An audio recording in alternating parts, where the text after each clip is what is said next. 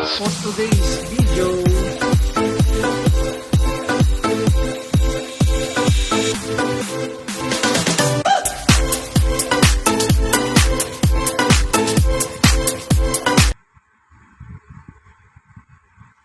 Good morning everybody. Ayan, for today's video, kung nakikita nyo yan, mga garden set na yan, i-repaint natin, i-revarnish natin. Kaya kasi nasira na yung mga gulong niya, so pinaritoke ni madam, simento.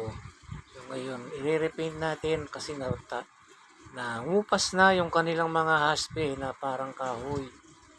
So yan, gagawin natin. So unang gawin natin, magtimpla lang tayo ng pintura na semi-gloss. Yung water base, white, tapos lagyan lang natin siya ng acricolor na rose sienna hanggang sa maging siya, ganyang kulay, yung manilaw-nilaw. So ganyan po ang gagawin nating base para pagka nag-stay na po tayo, nilagyan na po natin siya ng haspe. Yung pong winulayan natin yan, magiging kulay kahoy. So ganyan muna natin gagawin. Pwede natin silang i-roller para mabilis at medyo manipis lang yung pagkapahid, maganda. So yan ang unang gagawin. Tapos pagka na ulayan na natin lahat ng ganyang kulay, magtimpla tayo ng kanyang yung stain. Pwede yung stain, pwede yung gawa tayo ng magkulay tayo, magsangkap tayo ng pula, dilaw, tsaka itim para makagawa tayo ng brown, dark brown. Yun ang gagawin nating pangaspe kung latex ang gagamitin natin. Ako kasi yung ginamit ko dyan, kasi meron kaming tira dun sa ating pinag-varnish na talaga. So meron akong wood stain dyan na nakatimpla na, yun na lang ating ginamit. Mas okay pa yon at makapit sa kahoy dyan pagka yun ang ginamit natin. So para makuha natin yung talagang gusto mong kulay, kahit hindi ka na magtimpla, bili na lang tayo ng wood stain na mahogany. Yun, medyo mura-mura na yon. Yun ang ating gagawin pang-haspe dyan sa mga ginagawa natin. So ang paraan, pwedeng mag-brush, pwedeng magkamay para makagawa ka ng haspe. Ayan, sundan nyo lang itong aking ginagawa, matututo kayo. Very simple lang yan mga kapintura. Ayan. Nga pala, kung hindi ka pa naka-subscribe at naka-follow sa aking Facebook account, paki-follow na po ako at dito sa YouTube, ayan, Kapintura TV, paki-subscribe na po. Salamat. Huwag niyo pong kalilimutan pindutin yung bell icon para updated po kayo sa mga video na ina-upload ko sa YouTube. So sa FB account, ayan, follow na rin po ako, Joseph Salita II. Ayan, yun po ang FB account. So, kailangan po nating lahat base ng natin lahat para minsanan po yung paglalagay natin ng haspe sa bato. Ayan.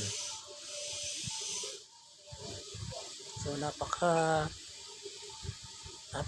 mabusisi rin po ang trabaho ng isang pintor. Siya pong nagpapaganda ng mga ginagawang building, mga bahay. Ayan.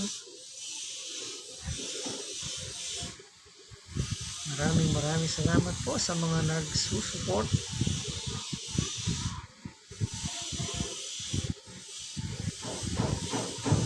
Ayan, mga gamit natin po yan galing sa Boysen. Boysen brand po yung ating ginagamit. Very convenient po pagka baby roller lang ang ginagamit natin. Hindi magbigat sa kamay.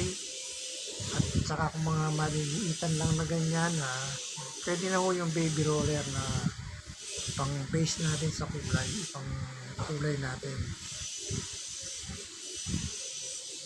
So guys, ang ganda ng kanilang garden. Meron pang dyan, meron pa, ganda pa ng pagka-picture niya.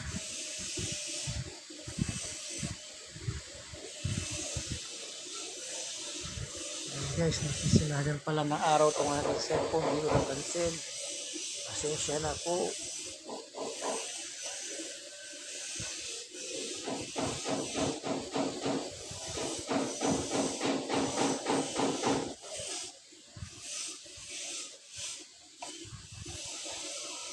Tapos pala, pag nagkana na po kayo, nag-haspi, ayan, pwede lumapit ng basahan.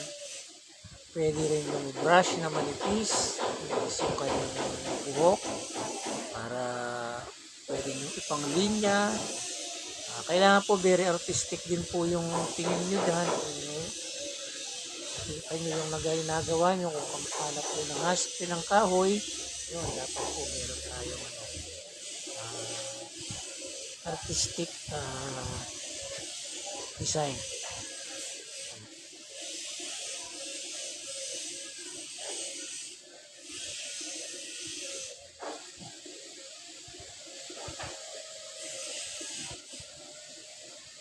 Ayan, lagi lang po tayo mag-upload ng mga videos.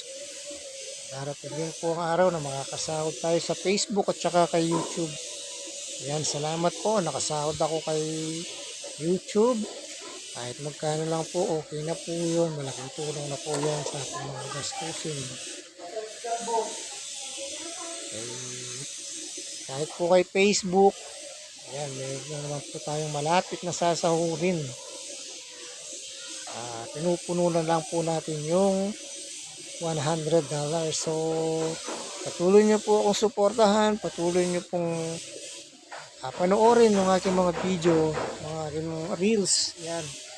Salamat po sa mga nanonood, sa aking mga followers, FB, subscribers sa YouTube. Thank you sa inyong lahat.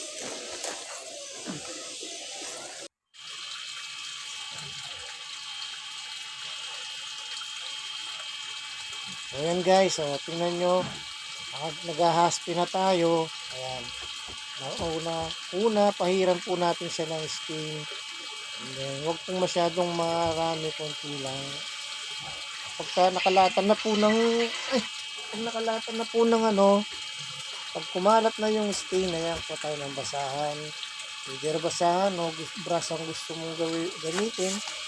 Ayan, para makagawa tayo ng haspi. So, ganyan lang po ka-easy ang paggawa ng haspi sa isang bagay man o may ginagaya natin yan. Kagaya yan, hindi naman limit sa ating kaalaman. Lahat ng mga garden set na ganyan, pag nakita natin parang kahoy. Ayan. So ngayon, ibang model naman ngayon, yung iba, pintura na lang. Kalimitan natin nakikita ngayon, kulay gray. Ayan, tsaka white. Pinagko-combine nila yung gray o kaya gray and dark gray. Ayan po, tapos nalagyan na lang nila ng konting speckle. So yung baltik na kulay puti at saka itim para magandang tingnan yung ibang design. So yan naman po dahil kahoy, ang ginagaya natin na parang kahoy talaga. Parang yun po yung halimbawa nagputol tayo ng puno ng mangga, yan po kunwari yun ang kanyang tapos ito yan pinagputulan ng sanga o puno. Ayan, gagawin natin naman siya ayan, lalagyan natin na siya ng haspi. Ayan, kunwari naputulo, nalagari yung isang kahoy. So ganyan po, nakakagawa tayo yan ng mga design. Kaya nating gayahin yung kahoy. So, kailangan po yung base pa lang. Ayan, makuha na natin yung timpla. Timplahan nyo po yung kanyang base. It's either na parang beige yung kanyang, ayan, nakikita nyo parang beige. So, pwede rin po yung kulay, parang magkukulay, siya, light yellow. Ayan. Nakikita nyo po yan parang pinutol na nilagari na kahoy, kunwari. So, matalino lang po tayo, marami po tayo magagawa. So, ngayon yung pinakakatawan niya, ayun, ako hindi siya nito ganyan na kahoy. Ganyan ko na lang siya na parang salamat po sa panunood. Thank you sa support. Bye-bye.